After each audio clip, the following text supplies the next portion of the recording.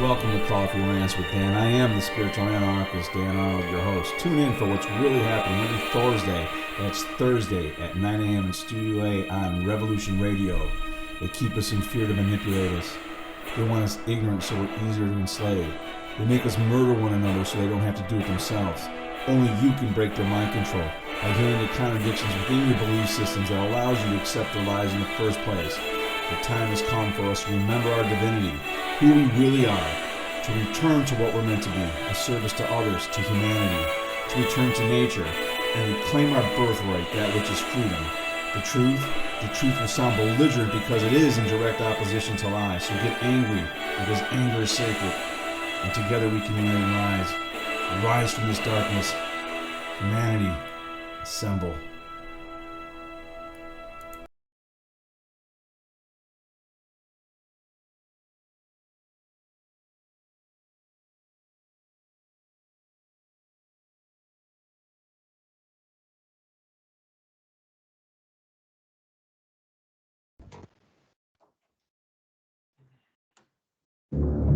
Deep understanding must arise during these times of unparalleled deceit.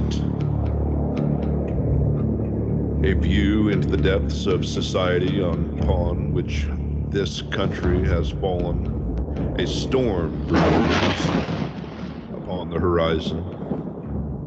It's been said that those that have the eyes to see and the ears to hear will play a paramount role in the furthering of humanity and civilized society. But can civilized society and humanity survive the coming conflicts not seen since a dawn of time in ages bypast? But you can find true forms of information and knowledge in abundance at revolution.radio, freedomsluts.com, the #1 listener-supported radio station on the globe. Stand upon the right side of history. General Homer, you've got to get us out of here now! I won't let you down. I won't let you down, son. Revolution.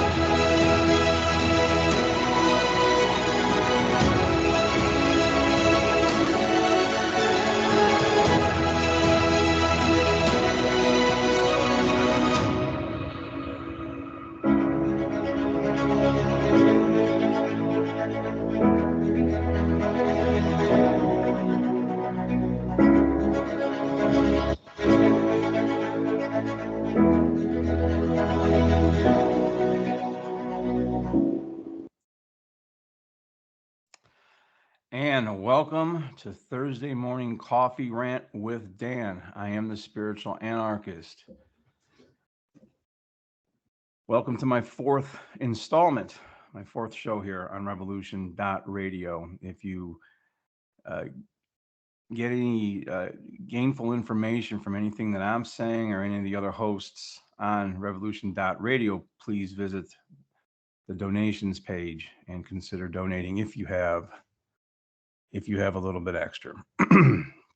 So today The main thing I'm going to be working on today is I'm going to be reading the rest of chapter 3 from Rise from Darkness. And I'm probably going to get through that pretty quickly. Towards the end, I'm going to give some, survival supply tips and start sharing other information that I know that maybe can help with all the craziness that we currently have going on in the world. So one of the things that I do in the morning when I wake up, and it's usually, and I don't always do it, but many times I do it. And that is in those little twilight moments when you're not quite all the way awake, but you're not quite all the way asleep. I can access my subconscious, or do my subconscious usually accesses me in those moments, to be honest with you. But this is when you can start working on lucid dreaming and you work through solutions to problems. It's at that time of morning that I often, with anybody in my personal life, if there's any type of an issue or anything, I sometimes will send them a message of whatever came to me. And man, sometimes I wish I probably, wouldn't have pressed send on some of those messages. And the reason for this time of morning being important is because our subconscious minds are a lot stronger and a lot more observant than our conscious minds. So sometimes we're not always picking on something that we know of consciously during our waking hours, but at that moment in time, the brain is you're relaxed. Your quote unquote ego is relaxed. And I'm going to talk about ego too. I might actually read chapter 4 from Violence and Ego, which synchronistically is on page 94 of my book, Violence and Ego, which adds up to 13, which is the death card in the tarot. And people seem to be, afraid of death.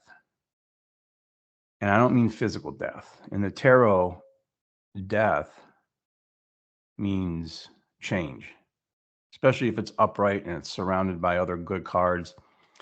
It just mainly means change. And of course, we've got Friday the 13th. It's scary. Well, it's because change is scary.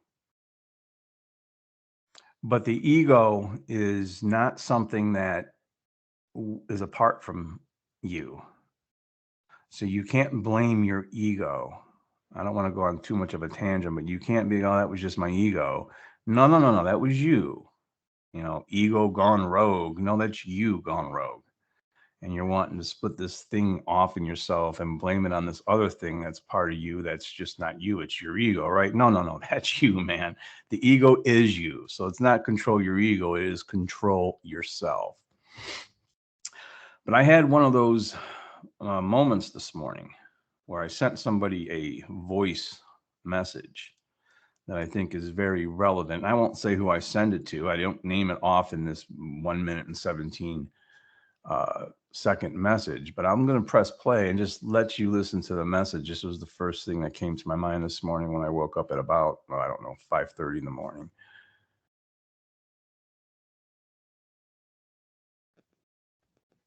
In the end, on your deathbed,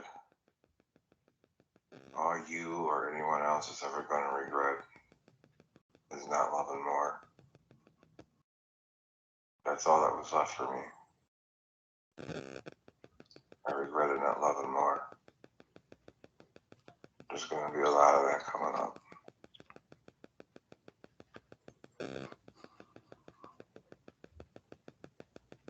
The answer to the world's problems is not ego.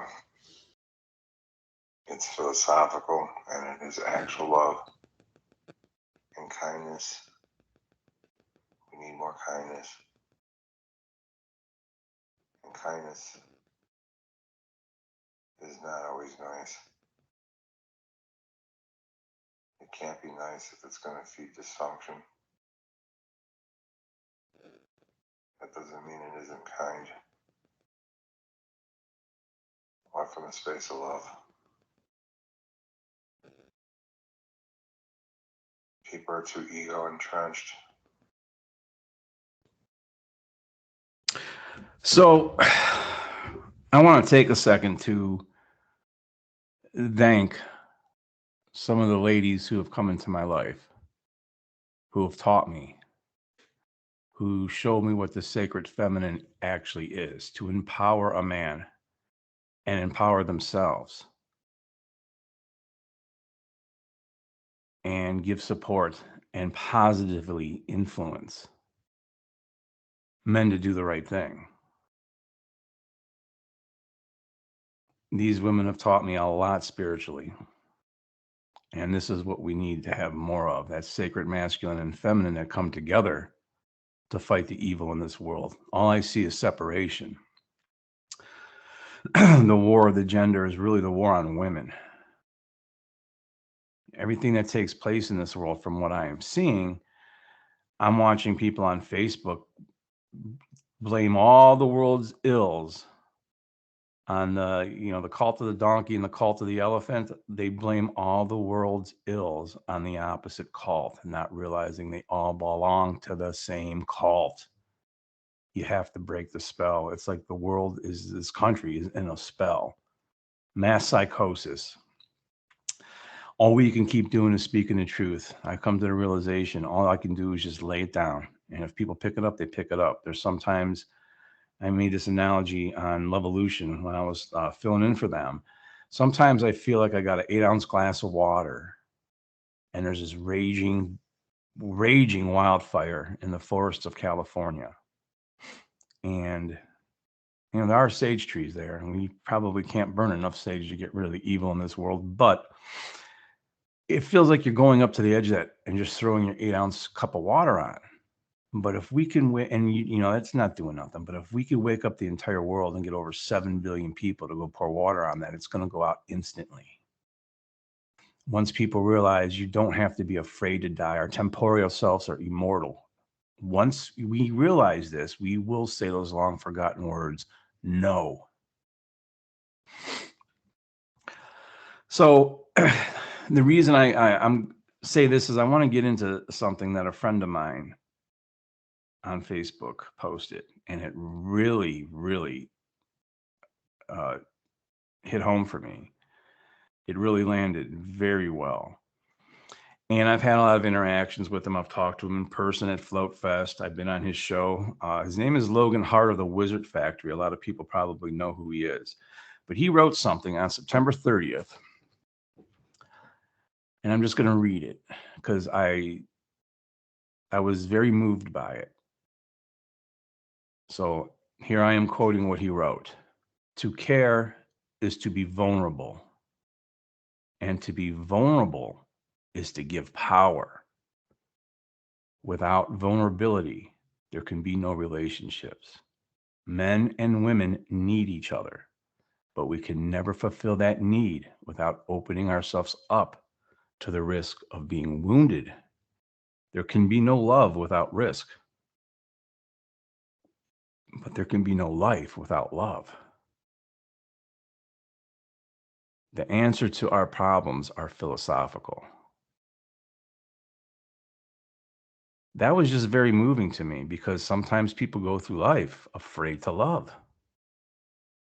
As a cop and as a guy who was a prison guard and, a former U.S. Marine and all these other order following,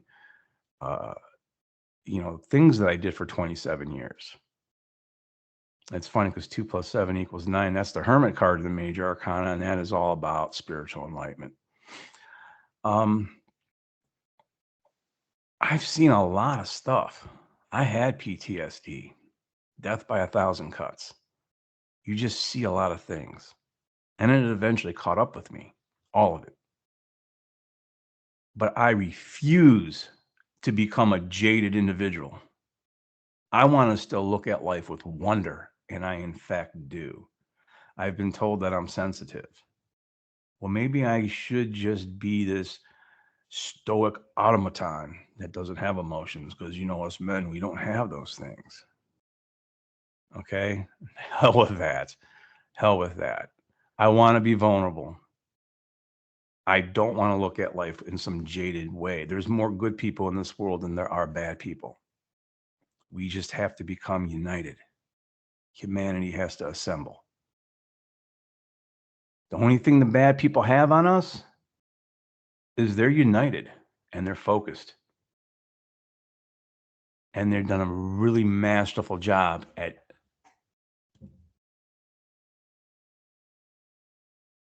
making us separate. They've done a masterful job at separating us and making us fight one another. This has to end. And it will end when we realize that we all are one and we all return to one. And when we hurt someone else, we're hurting ourselves. So, as my friend Corey Enderlot said, I can't even beat up myself because I'd be hurting you. It's another philosophical thing. I'm going to get to some stuff with him, but something that I wrote on Facebook that I don't go on Facebook, just because I love Facebook to a degree, but I can't stand the censorship, like everything. The reason why I still post things on there is because that's the people we need to get to. The people who got their blinders on, or they are complicit in slavery because they don't want to take self-responsibility for themselves. So something I wrote on there is a warrior without philosophy is not a warrior. They are a mercenary. So I want all my order followers out there to really think about that for a second. Are you a warrior or are you a mercenary? Do you follow natural law to karmic law by not initiating harm to others, by enforcing victimless crimes, or by murdering for your government? Are you a mercenary or are you a warrior? You can't pretend to be a sheepdog if you're not a sheepdog. The wolves are at the gate. And something else that I would say is the wolves aren't bad. The wolves are good. We need them. With that said, it takes self-reflection and introspection to realize, what are you doing the job for? Are you doing the job to really protect and serve people who can't protect themselves? Or are you doing it for a paycheck? No one could answer these questions for you but you. And the contradictions that these questions cause within me caused me to leave the job in 2015. I went back once in 2019. If I could only police more better, I might be able to make a difference. Just like if I could only vote more harder, we'll change what's going on in the world. It's not going to happen. So to my order followers out there, don't follow immoral orders. It's real simple. Don't be a mercenary. Be a warrior. Be a warrior. And get my message to you guys out right in the beginning of the show. So I also want to plug, on the 15th of this month, I am going to be co-hosting with Corey Enderlot the Liberator 2 Showcase with over 50 speakers. If you want to learn more about that, go to the liberator.us. And there's directions on there where you can send in a 1-minute video or a 2-minute video and what you think is the most important thing in the world, and we will discuss it and talk about it. And if there's a lot of content creators that are going to be on that, it's an excellent opportunity to just get your platforms out there so people can come to you and listen to you. It's also an online magazine. I have written or authored 5 articles. 5 articles. The reason why I haven't authored more is I get into all this strange occulted number stuff, and 5 articles I felt was a good number, because 5 is all about conflict and change. And we certainly got a bunch of both those things going on in the world. So I eventually will write a 6th article for them, but for right now, it's going to stay at 5. And that's going to start on the 15th and run from the 15th through the 17th. And it should be interesting. I got to look at a few of the videos just briefly, and some of the stuff I have no clue what it's about, which is good. You do this stuff, you're learning as you go. As soon as you quit learning, you're done. The road to enlightenment never ends. If on that road to enlightenment you come across the Buddha, kill it because it's your ego. Taking a sip of my morning coffee now. This isn't much of a rant. I feel more subdued this morning. Like I don't feel angry. I feel sad for what I'm seeing in the world. But my monologues are ending soon because I am going to have some special guests on the show right here at Studio Dan. Okay. I posted a picture of Studio Dan on Facebook today for anyone who knows me. I got a public Facebook page. Find it and you can see Studio Dan. And it's a very high-tech studio. Okay, so moving on to my book, Rise from Darkness, I'm going to be reading and finishing chapter 3 finally. And the fact that I can even read this stuff would speak to the fact that I'm actually about 80% healed. Because every time I go back over this, I can allow it to become disempowering, or I can let it drive me and forge me to forge ahead. And despite the adversities that I've been through, some of them are self-caused, believe me. Again, should I blame my ego? Of course it was my ego. It wasn't me. No, it was me. I made a knife hand. I looked at the mirror and I pointed it at the mirror. And that's how your shadow work starts. By being able to admit when you're wrong. People today are blinders on, pretending none of this stuff is happening.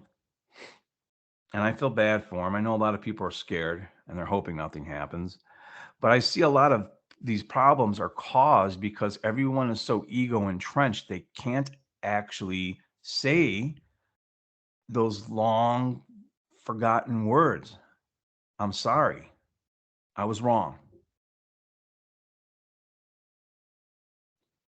And I'm not talking about saying you're wrong just to end a conflict. I'm talking about just admitting if you made a mistake and say, I'm sorry, I was wrong.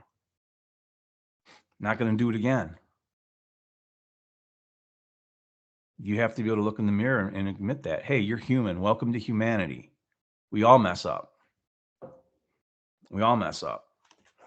But if people could start admitting they've been bamboozled and get their ego out of it, they're not going to look to some external source or some lunatic who got into politics, and they're all parasites.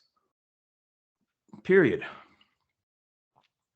I wanted to just say that because I've seen a lot of that both in my personal life and you can see it in the collective where no one will admit they're wrong. Start being wrong. It'll help. Trust me.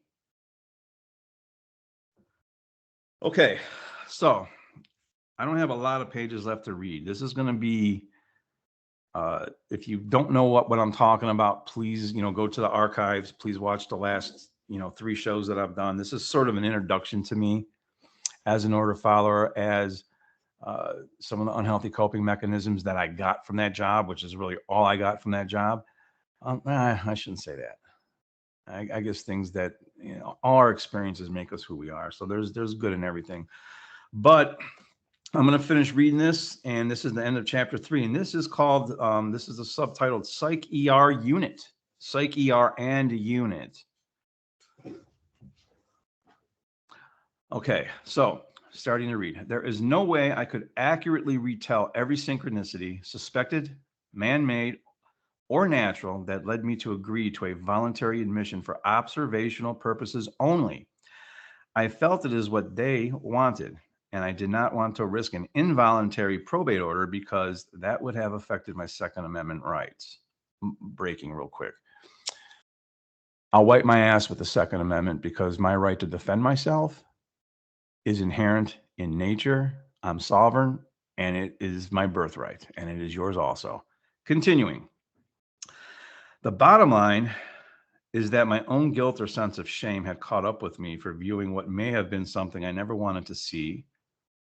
It was a cold, rainy night in November of 2014 when I was admitted, and subsequently had my first of several dark nights of the soul. In 2014, I was a defensive tactics instructor and had been a competitive martial artist after a whole lifetime of training. I am also a former United States Marine and was infantry trained. These are all known quantitative factual tidbits of information that had been passed on to the staff. I would never hurt anyone, and I had not been threatening at all in the least bit, but they medicated me several times while in the psych ER anyway, just to err on the side of caution, I suppose. I'm going to break here again. One of the order following automatons, I'll just leave it at that, went up to the captain and said, and this is when I was admitted into the psych ER, went up to my captain and said, "What are we going to do? This is Dan. We have to have a plan."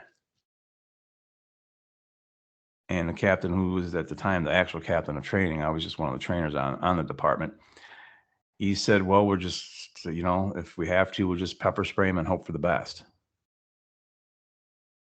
So believe me, the threshold for them to use deadly on paper, I'm not saying in real life because I've been beat up plenty. I'm not trying to sound like a tough guy, but on paper, I could look like a dangerous dude. The threshold to go to deadly force or deadly violence for me, for them, would have been a lot less than a regular person because of the known quantitative information that they had about me. Okay. So continuing, I had seen this many times in my past during my routine standby calls for service for staff safety when doctors ordered meds were to be administered. But I was surprised they wanted to medicate me yet again upon my arrival to the actual psych unit. This did not seem normal because I had just been medicated within the last hour and was already somewhat out of it. But I understood that had I refused the medications, they would have called security. I also understood all too well the many realities about this process and knew how quickly the potential for things to escalate could be because of who I was. I agreed to receive 2 unknown medications by injection because I wanted to ease the staff's tension and I figured the medication would help me sleep anyway. I was wrong. And I was about to have the longest night of my life. I'm actually laughing as I say that. I don't want people to think I'm breaking down and crying. My voice is cracking because I'm laughing. It was. So, dark night of the soul. After receiving whatever medications the doctor had ordered for me, I was escorted into a strong cell located in a small hallway away from the main unit area and near the staff's hard plastic glass enclosed work area. After having worked in enclosed maximum security prison for 5 years, the large, heavy gray door to this room I was escorted to reminded me a lot of the prison cell door. It had a small, square, bulletproof glass-like window, and all it was missing was a food port opening. The inside of the room had a single mattress and a surveillance camera located on the ceiling's corner. I had no control of the lighting, and it was bright. I had been strip searched twice on that day, once at the ER and again upon my arrival to the actual unit. Breaking from reading. The whole thing is very dehumanizing, and I probably wrote that also. But you ever wonder why people don't want to go seek help? That's the first thing they do to you. And they got to do it for their safety, but it's still, pretty brutal, the whole process. Okay, continuing. Oh, here we go. The whole process was very scary and dehumanizing. I was left alone in this room with the heavy door left slightly ajar, but I still felt like I was in a prison cell. I began seeing movements on the peripherals of my vision. As I looked around, the walls were starting to move. The movement had a spiraling type quality as my head began spinning and the walls were changing colors, as if I were inside a cartoon. My visual perceptions were completely changing, and the level of fear and anxiety I was experiencing was becoming overwhelming as I laid there. Now the walls became darker, and the texture of the room's ceiling began to take the forms of dark, demonic creatures with misshapen heads, horns, and claws. They started clawing at me. I closed my eyes and tried to concentrate on my breath, which had become rapid and shallow, as if I was hyperventilating. I closed my eyes, hoping the images would go away, but every time I opened them and looked at the ceiling, these demonic creatures were still there, clawing at me with their mouths agape and their fangs bared in silent screams. My perceptions of reality had become completely skewed as I laid there. but I also understood that I was hallucinating. Things only worsened from that point on when I again spotted the surveillance camera in the corner of the ceiling. The camera was encased in a slightly elongated oval, dark colored protective glass, but what I began seeing within it was completely insane. The camera turned into a giant flaming eyeball, a fiery visage not unlike the Eye of Sauron from the Lord of the Rings movies. I rolled onto the floor and pulled the mattress on top of me, on top of myself, as if it would shield me from that extreme evil, that hideous, monstrous eye. Then a male nurse or orderly entered the room, told me I could not cover myself with the mattress, and took it from me. As I looked at this man, he was not distorted in any way. He was just a regular guy like me. I could not understand why he had not seen these demons. As I lay there on the floor, I began to feel as if my forehead was splitting in half as my face contorted in and out of visages of a demon. My back arched and contorted as I covered my face with my hands. I experienced this from dual perspectives, from both out of body viewing myself as another person, but also from inside feeling this contorted rage, as if I were possessed by some otherworldly monster trying to fight me. But it was me, and mercifully, I finally fell asleep. I awoke at 2 a.m. in the morning. My head was still groggy, but the hallucinations were less intense than before. The walls were once again just walls, and the demonic creatures within the ceiling's textures were no longer looking at me with fangs bared. They seemed to still have a spiraling quality to them, and that Eye of Sauron was still intensely flaming and watching everything I did. The extreme fear I had felt earlier had subsided, though. I averted my gaze from the ceiling camera and areas as I exited the cell-like room. I wandered into the main common area of the unit, where I noticed even more surveillance cameras, each one presenting another flaming Eye of Sauron, following my every movement. Let me break here. This is part of being a nerd, folks. Continuing. I approached the orderly station, and I looked at him and then at the video cameras and jadedly stated, "Probably had a good show, huh?" To which he replied, "Hey, freedom of movement." To this day, his reply still puzzles me. What freedom and what movement was he talking about? I was an inpatient there for 6 days and did not see him again. Now, I'm going to break for a second because I didn't put this in the book. I only seen him once in the entire 6 days I was there. He was a big built dude, and he didn't look like a nurse. Okay. If I hadn't had family that came to me, if I had been just some homeless veteran, who knows what would have happened? Okay. Dark psychologists from the VA and from other government agencies, you just read MK Ultra on what they've done to homeless vets to practice their craft. Okay. Continuing. The next morning around 9 a.m., I was taken into an interview room where a psychologist, along with several other psych staff members, were waiting to talk to me. The interview room was completely transparent with see-through glass walls for staff safety. This is normal. I knew what this process was going to be from doing security at several hospitals, but now I was going through it myself. It was surreal. Tales from the Crypt-like episode. Experience. Breaking again. When I got called to all these standbys, okay, something that the nurses on this place tried to do to me, and I wouldn't let them because I knew what they were trying to do.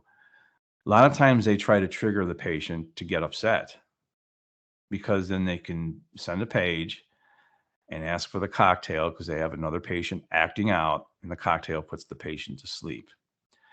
Imagine this happening for 3 shifts all the time. This is what psych patients go through, and we wonder why they don't get better. Again, that's the human ego of people dealing with a job that they don't really want. I tried doing investigations into this because I considered it patient abuse. And when they would call me for standby, Something that people need to understand, the use of force continuum, okay? The lowest use of force on the use of force continuum is mere uniformed officer presence. Look what they have on their belts: a baton, pepper spray, a gun. So it's very coercive. I got to see it from both sides. I didn't like it from the other side. I tried doing investigations into staff misconduct. I wasn't appreciated for that. So continuing, I sat down at the head of a long rectangular table opposite the psychologist seated at the other end. These meetings are patient inventory panels in which the patient is interviewed, so the panel can then discuss and debrief afterwards and come up with an initial diagnosis and treatment plan and threat assessment. The head doc or lead doctor asked me what was going on. I very emotionally spilled my guts regarding what I thought I had seen a year earlier during my excessive pornography use.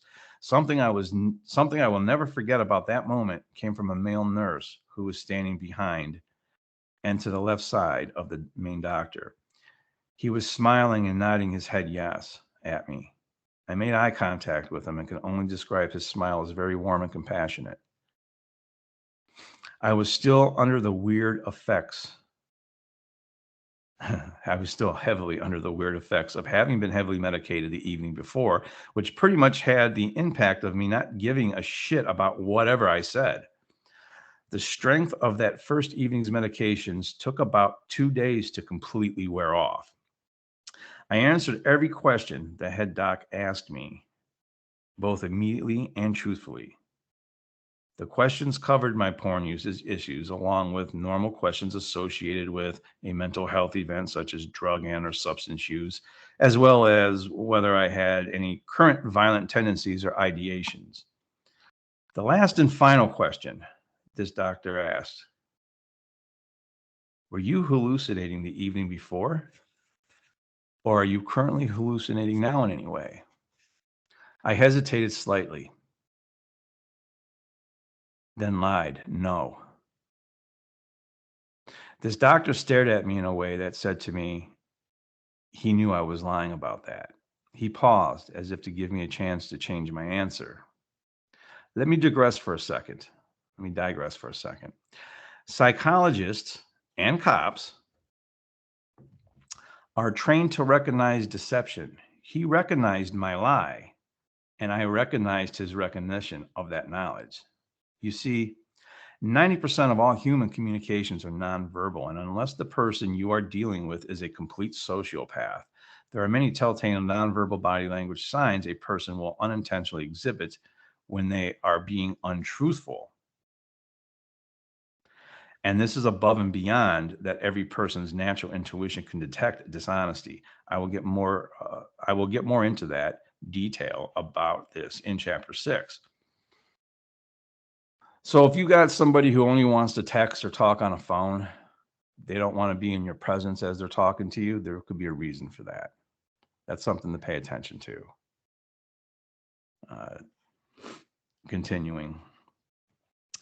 So saving the question of, were you hallucinating the evening before? For the last question, I believed served two purposes. If I were to follow the assumption that my hallucinations the evening before were indeed medication induced, and they were, first, if they knowingly gave me a drug that would cause me to hallucinate, they already knew the answer to that question when they asked it. This would allow them to accurately gauge the truthfulness of the other questions they asked me. So, by lying and telling them no to hallucinating, they knew I had been honest with the other answers I gave to their previous questions, because they already had a baseline. And now they had my lie that I wasn't. And second, and this has scarier implications thinking back on it. If I had been truthful with that question, they would have had all the justification necessary to prescribe and force antipsychotic medications upon me. And who knows what effects those meds would have had. What do you think antipsychotic meds are going to do to somebody who's not psychotic? Okay, this is when certain human beings and individuals get lost in the system. and really do go ziggity boo. That's not in the book. Anyway, continuing. My next full evening there, my wife came to visit me. I was still somewhat under the effects of the meds from 24 hours earlier and had been keeping mostly to myself. She gave me a hug and buried her head in my chest as we embraced. I recognized an odor in her hair that I had not smelled in a long time. The smell of a Havana Cuban cigar, the exact smell of the cigars I remember my grandfather smoking when I was a child. He has been deceased since 1991. I had not thought about him in years. Breaking from this, I found out he was one of my spirit guides when I went to a very gifted psychic in 2021. And he said, your grandfather Anthony's here with you. And he wants me to ask you something about the Marine Corps rifle range. He knew my grandfather by name, and my grandfather died while I was on the Marine Corps rifle range. So, unless this guy was my assigned secret, CIA officer since birth, psychic phenomenon exists. This in itself, and that they can connect you to spirit, tells you that we just transform into something else, another frequency. There is life after death. Our energy goes on. Okay, continuing. There are many finer nuances and details of the year leading up to this mental health event, along with the 6-day stay after my initial interview, that I could add to this, but doing so would take more time than I desire. With current world events unfolding as they are, I feel the need to get this book completed and published with a bit more haste now. So to shorten this up a bit, 6 days later, I was re-interviewed by a different doctor. The doctor conducting this interview stated that my recovery was rapidly remarkable, one of the fastest he had ever seen considering the severity of my mental state when admitted. I wonder why. What had they given me? I was discharged with a waste paper basket diagnosis of a temporary unknown psychosis. Kind of like what's going on in our country now with a mass psychosis that isn't temporary. It's been pretty long term from what I can see. Definitely the last 4 years. Okay, so 4 months had passed and a fitness for duty exam was scheduled. It was the spring of 2015. I will never forget the evening before the exam. I was so nervous. My job was on the line. I was outside with my wife and kids and silently praying that they would not find me unfit for duty after the following day's exam. I was considering calling off work sick to avoid it a bit longer. My wife was giving me reassurances by reminding me that I had passed at least a dozen such exams over the years. She meant well, but it did little to ease my anxiety about it. Then out of nowhere, a white pigeon landed. It reminded me of a dove right in front of me. This took my mind off my worries for a bit.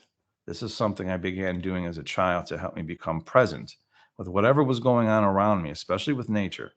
It served to remind me that life happens everywhere and that neither I nor my problems are the center of the universe. This bird hung around for a couple of minutes, which I found to be odd. So I took some pictures before it finally flew away. Breaking real quick. If you get the book, you'll be able to see the pictures. Okay, continuing. Then the thought occurred to me that I had been praying just before the bird's appearance. Was this bird sent as a sign from God, a sign perhaps that my prayers were being acknowledged? I took solace in that thought, and I went to the exam the following morning. During my scheduled fitness for duty psychological exam, it was determined that I passed the exam, but with unhealthy coping mechanism risk factors. You think? Ultimately, I was deemed unfit for full-time police and security services duty, but fit for some other kind of work. I voluntarily entered what is called a reassignment agreement. This is an agreement where the agency agrees to match or find you another position of a similar pay grade and status. I was offered a position making over $20,000 a year less than I was currently earning. I declined, got a lawyer, and filed for retirement. The agency then mysteriously and suddenly found several positions equal in pay to what I had been making.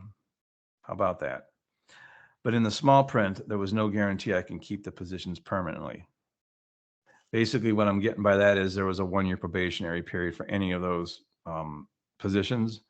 And this was the government. I wasn't going to make it through 1 year without being fired from one of those positions. Okay. So I'm continuing. So it was in my best interests to move forward with retirement. 1 year later, in October 2016, I was awarded a partial disability retirement.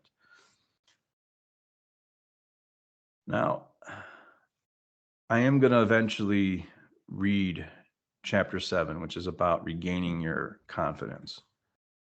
Because people, they want to steal your confidence. In order to steal your confidence, there's certain things they will do to go about stealing your confidence. One of those things is, most certainly, they want to isolate you. We are social creatures,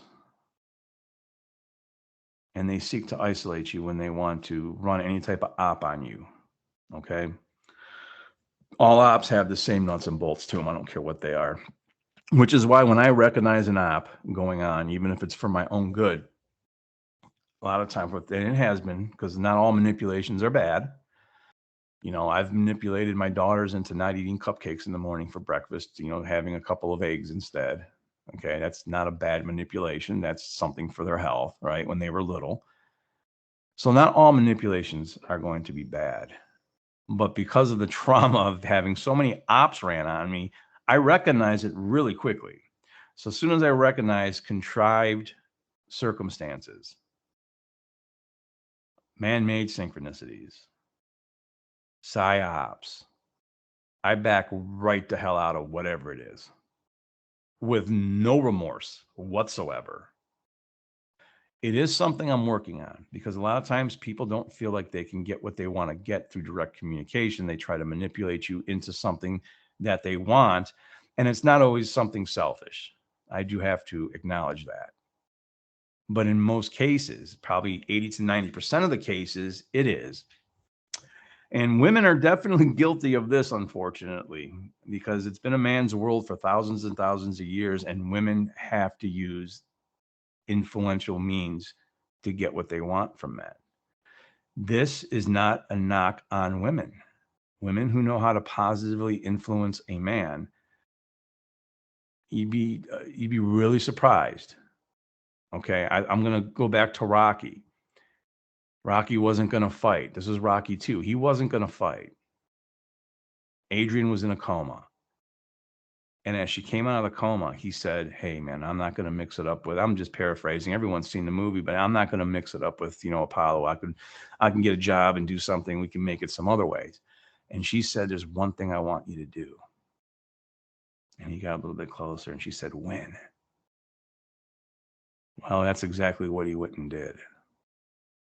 So women have to realize their power over good men. Bad men don't care.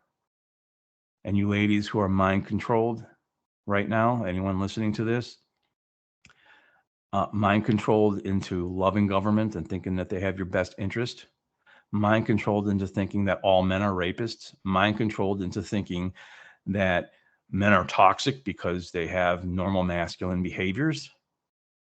I've got news for you. The enemies of America, the enemies at the gate, are going to be men. And they're going to be very, very toxic. So you need to start empowering your men to defend yourself. I had to have a talk with my daughter yesterday, 16 and a half. She says she doesn't think she needs to worry about defending herself or needing a man for self-defense. Now, granted, she was raised with me and she has learned martial arts. But I had to correct her. I had to ask her, do you think you can beat up your brother, who's a full-grown man? Do you think you can beat me up? What if men like us came here? Would you be able to win? Or do you need a man to do it? We need to understand what our weaknesses and strengths are. That's part of the sacred masculine and feminine. And it's celebrating our differences, not trying to be exactly alike. Believe me, women have a higher pain threshold. I can't take the ask any woman who has to deal with a man that she loves and he's going through those terrible, terrible things called colds that we have to go through once in a while. And you'll see what I'm talking about. By that same token, a woman doesn't have the musculature, the bone density, the physical strength to fight a man bent on killing her or hurting her.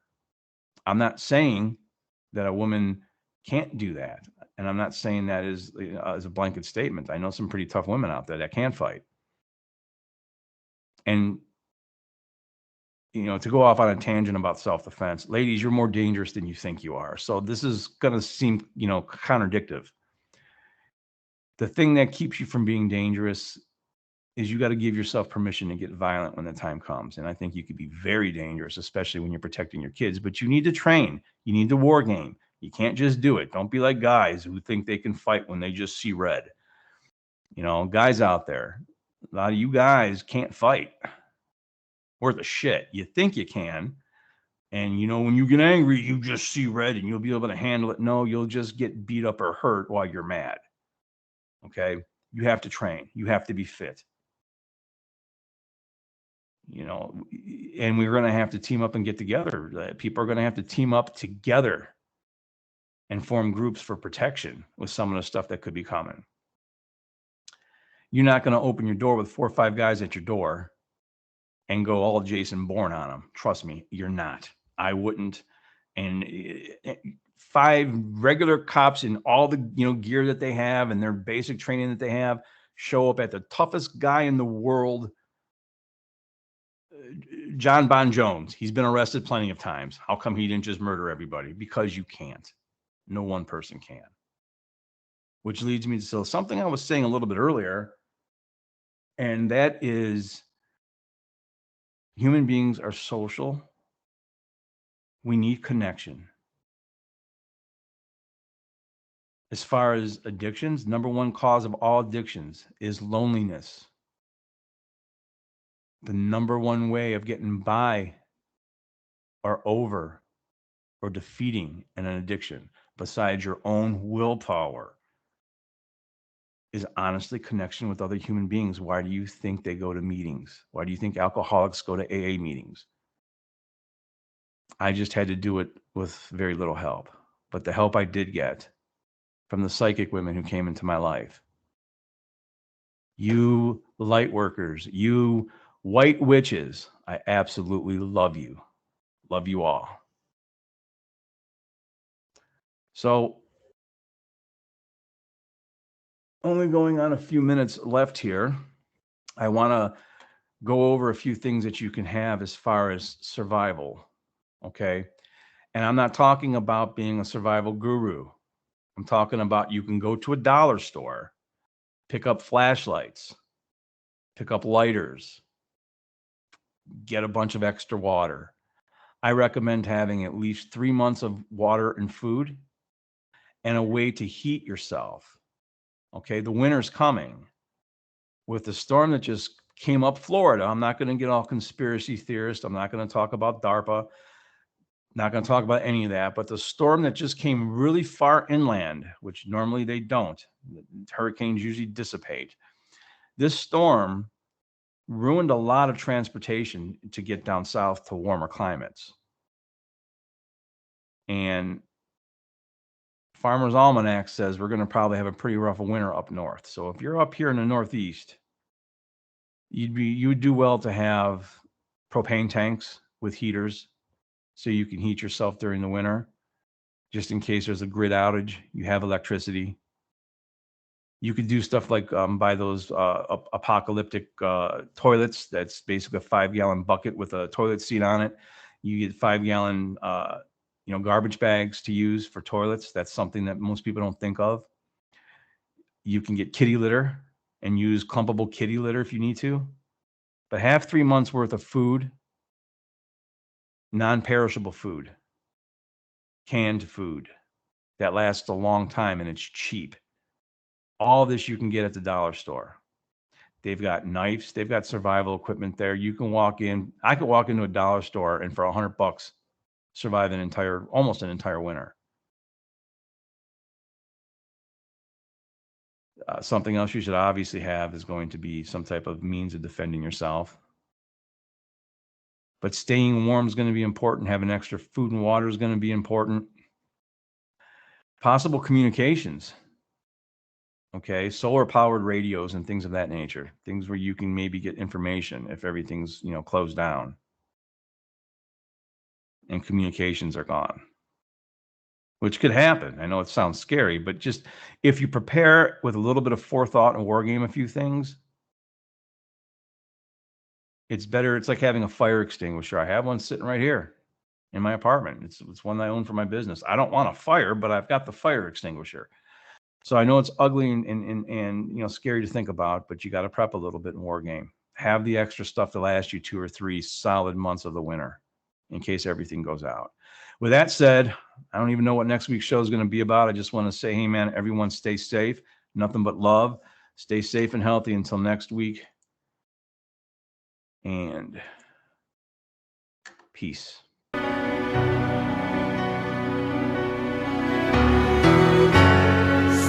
and fight. Live by your heart. Always one more try.